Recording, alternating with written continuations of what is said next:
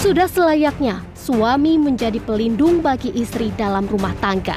Namun tidak bagi pasangan suami istri yang tinggal di desa Sukatani, Cisoka, Kabupaten Tangerang ini.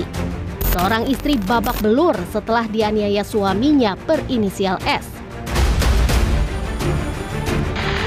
Kekerasan dalam rumah tangga ini bermula ketika istri mengeluh kepada mertua bahwa suaminya sudah tidak bekerja sebagai tukang sumur bor selama seminggu. Padahal teman S selalu menawarinya pekerjaan, namun selalu ditolak.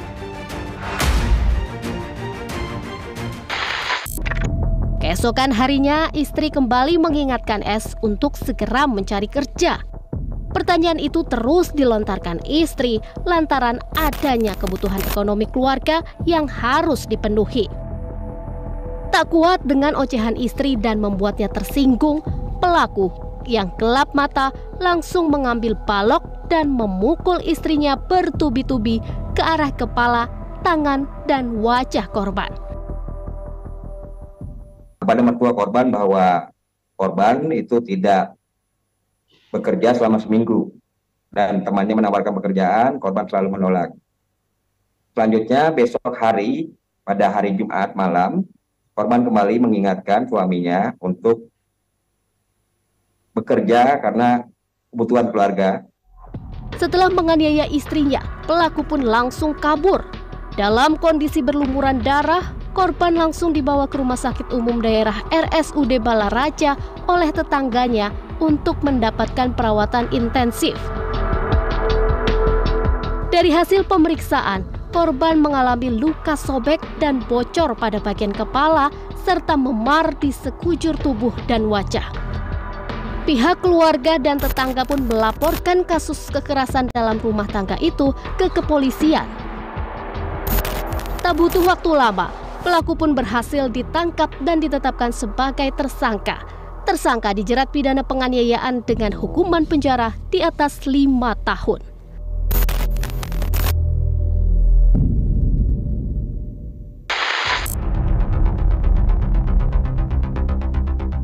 Nasib malang juga menimpa IP, seorang ibu rumah tangga di Bojonggede, Kabupaten Bogor, Jawa Barat. Wanita berusia 40 tahun ini meregang nyawa setelah menjadi korban kekerasan dalam rumah tangga. Pelaku adalah AP, yang tak lain adalah suaminya sendiri. KDRT terjadi karena korban menegur suaminya yang melihat sosial media TikTok. Kapolsek Bojonggede Kompol Robinson mengatakan peristiwa terjadi pada malam hari. Keduanya terjadi selisih paham yang menyebabkan pelaku kesal dan menganiaya istrinya karena korban menegur pelaku yang kerap bermain atau melihat media sosial TikTok. Ketika bertemu istrinya, AP dengan gelap mata langsung menyiksa korban. Pelaku menjambak korban hingga terjatuh, kemudian menyeretnya ke ruang belakang. Ironisnya, penyiksaan itu disaksikan anak korban yang masih berusia 11 tahun. Usai menganiaya istri, pelaku pun pergi dari rumahnya. Itu kan rambutnya dijambak, kemudian rambutnya ditarik untuk diturun ke tembok sama kasur. Berarti diseret ya? Ya, dijambak, diseret ke kasur. Oleh suaminya? Oleh suaminya. Oh, penyeretan dilakukan dan penganiayaan itu di kamar? Di kamar. Disaksikan anaknya berarti? Ya, betul, disaksikan anaknya.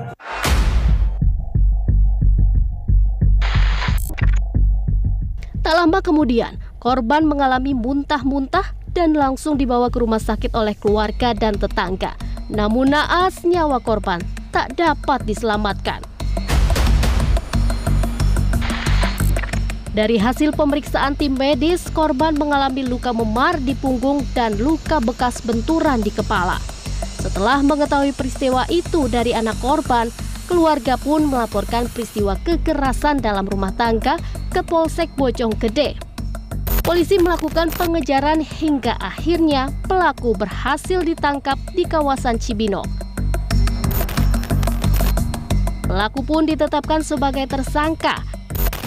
tersangka dijerat pasal 351 KUHP tentang penganiayaan dan terancam hukuman 10 tahun penjara.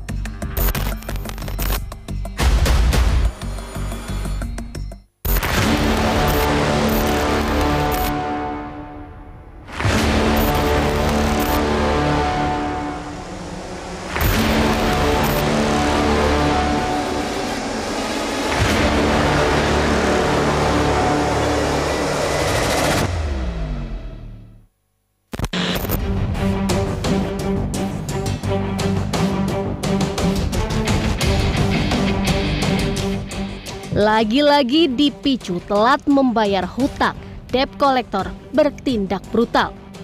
3 orang pria berinisial MP, HT, dan RK, serta seorang wanita berinisial PH diringkus aparat Polres Rokan Hilir, Provinsi Riau. Keempat orang ini merupakan penagih utang alias debt collector.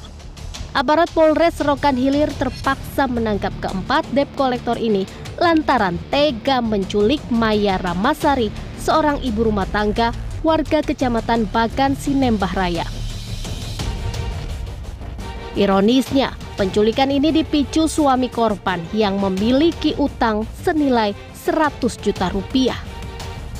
Penculikan berawal saat para pelaku mendatangi rumah korban untuk menagih utang dan berhasil dibebaskan, sementara pelaku berhasil diamankan di Mapolres Rokan Hilir.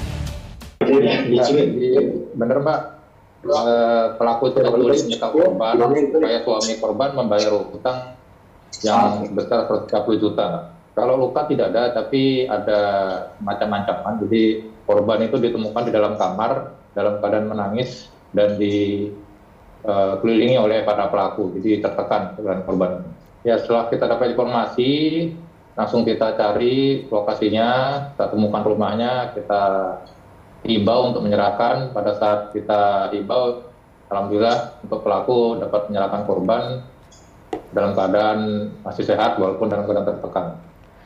Para pelaku kini ditetapkan sebagai tersangka. Atas perbuatannya, para tersangka terancam hukuman di atas 12 tahun penjara.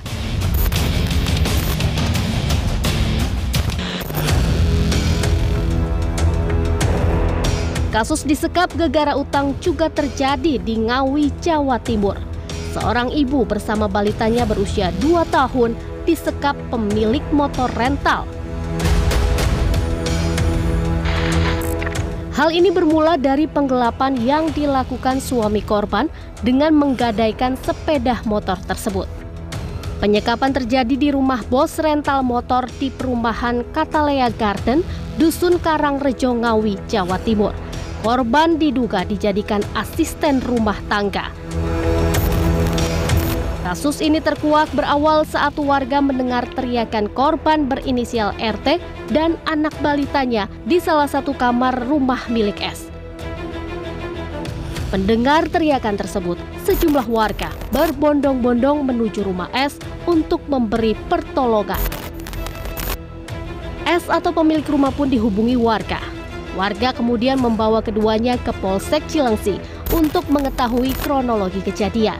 Di depan polisi, S mengaku terpaksa menyekap RT dan anaknya lantaran suami korban yang merupakan penyewa motor menunggak membayar uang sewa. Saat mendatangi rumah RT dan suaminya, S mengetahui sepeda motornya sudah tidak ada. S pun menanyakan keberadaan sepeda motornya karena kekurangan uang sewa. Karena RT tidak bisa memenuhi permintaan S dan tidak ada jalan keluar, RT pun diajak ke rumah S untuk dijadikan asisten rumah tangga. Kesal karena menggelapkan motor rental miliknya dan tidak membayar uang sewa, S pun mengunci RT dan anaknya yang masih berusia 2 tahun di rumahnya. Awalnya dia menyewa ini, sudah lebih dari waktunya, tak suruh balikin, belum dibalikin. Terus unit katanya digadekan, ya. Harusnya yang menyewa 2 ya nggak harusnya mengembalikan kan dia. Jadi dia juga tidak pernah bayar sewa, nah dia juga tidak mau mengembalikan unitnya. Nah itu kemarin katanya sudah mau diambil oleh bapaknya.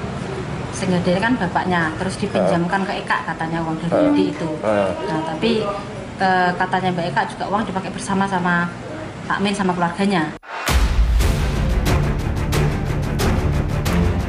Saat dimintai keterangan terdapat perbedaan informasi. RT mengatakan ia disekap untuk menggantikan orang yang sebelumnya juga disekap oleh pelaku lantaran kabur. Meski demikian, RT mengakui bahwa motif penyekapan lantaran menunggak membayar sewa motor. Yang disekap itu kabur, terus saya jadi penggantinya gitu loh, Pak. Masalah apa ini? Masalah sama keluarganya. Masalah apa itu ceritanya? Atau motor? Polisi pun menyelidiki kasus ini dan mencari keberadaan suami RT untuk menggali informasi lebih lanjut. Kasus selanjutnya dilimpahkan ke unit PPA Polres Ngawi lantaran adanya korban yang masih di bawah umur.